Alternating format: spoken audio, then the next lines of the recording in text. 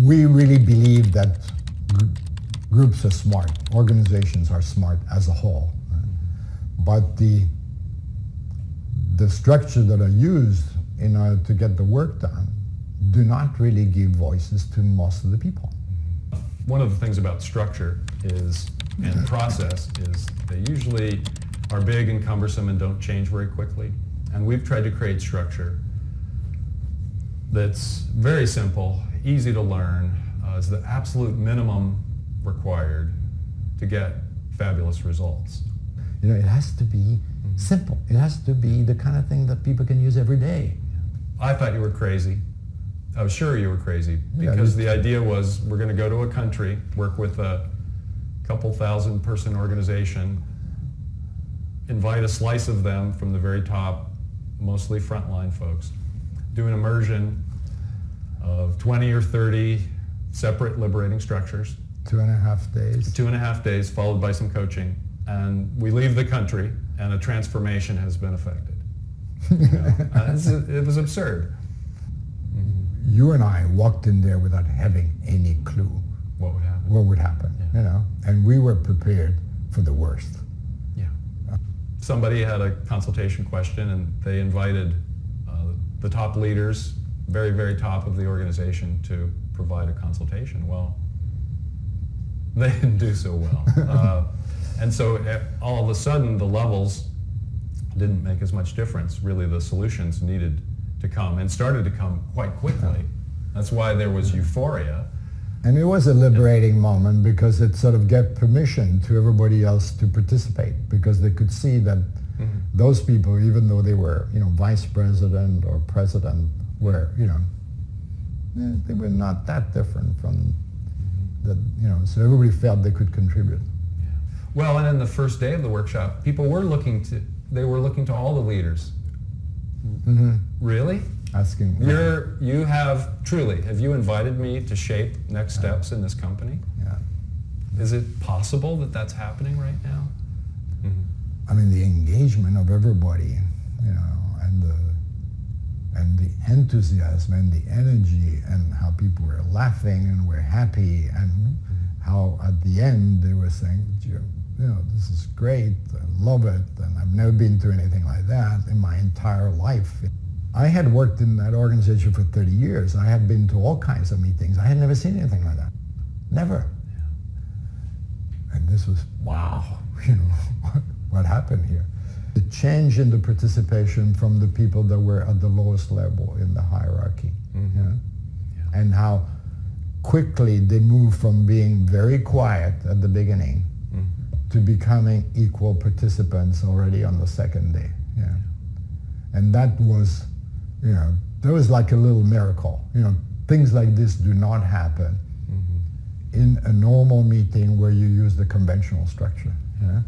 Because of the repetition and what we were doing, every opportunity, every moment was used to include more people, and every voice in the room was present. I think what happened there was one of those Harry met Sally kind of moment. There were some other people from some other countries that were there. So I want one of those, you know. Yeah. I want a workshop like this, you know, come to my country. I want, yeah. I don't know what you did here, but I want one. Yeah. In our experience, particularly in Brazil, what we noticed about it was people felt liberated. They were experiencing freedom and responsibility in much higher levels. And so that, the experience of people as we did this work, the best word that we could come up with to describe what that is was liberation. And in various work, we started to discover the structures that we would put, the kinds of things we would do to help that liberation come into being were very small things. Both of us were very inspired by nature and natural environments, you know, natural ecosystem. I'm very much inspired by this notion that in a natural ecosystem, you know, power is totally distributed. Yeah? all over the place. Okay? And so the question was, all right, they function very well because of that. Yeah? And so what is it that you can do that could create the same conditions in a human organization? Yeah. What structure can we use so that everybody can contribute? Everybody has the little power, the little influence that they have can be, tapped into, so that it can support the whole. Yeah?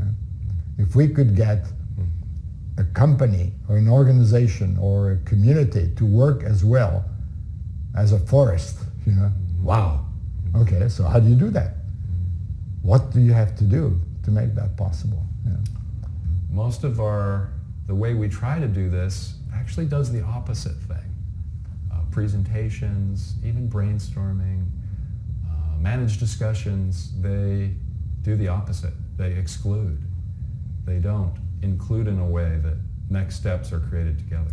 It is because the structures that are in place, the conventional one, were not designed for this. They were not designed to include everybody, because you don't have to go back long in history to a time where that was not possible. Technology was in the way of that.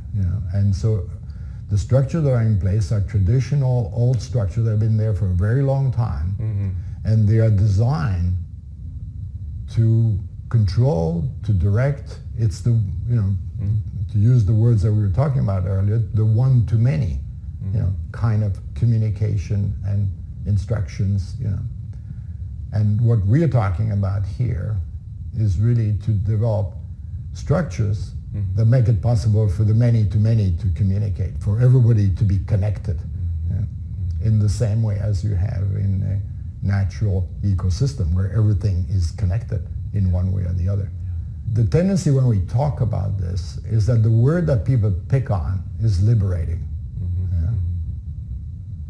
Because that's kind of the new word, the sort of, liberating. What do you mean liberating?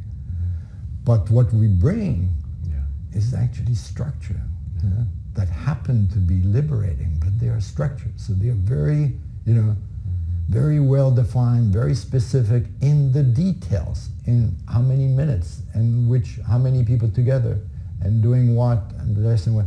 Very structured. And that is because there is this fixed, very clear, simple structure, it makes it possible to let go of control without having an absolute mess and absolute chaos. If you didn't have those structures and you were trying to do the same thing and to address the same question with a conventional structure, you'd have a mess.